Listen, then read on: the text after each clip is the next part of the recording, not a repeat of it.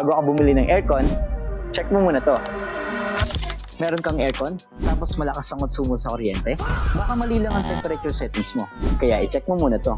Kahit inverter pa ang aircon mo, kung ang temperature settings mo naman ay nasa 16 to 18 degrees Celsius ka lagi, ay talagang mataas ang konsumo ng kuryente mo.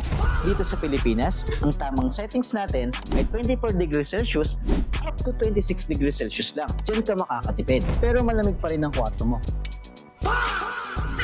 Kung gusto mo gumamit ka ng air circulator fan, tumutulong ito sa pagpapalamig ng buong kwarto. Dahil ikinakalat nito ang lamig, hindi lang basta left and right, meron din itong up and down movement, kaya buong kwarto ang coverage.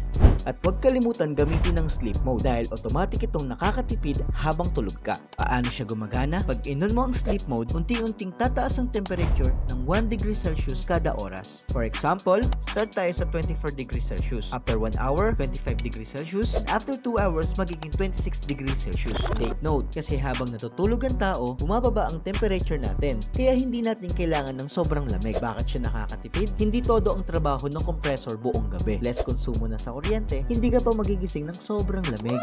Kaya bago ka bumili ng aircon, check mo muna. Hindi lang inverter ang importante. Dapat marunong ka rin sa tamang paggamit. Kaya kung gusto mo malaman kung anong pinagkaiba ng inverter sa full DC inverter, ay i-message mo lang ako or comment down below. And don't forget to follow me for more tipid tips. Ako si Charles para sa May Dia News.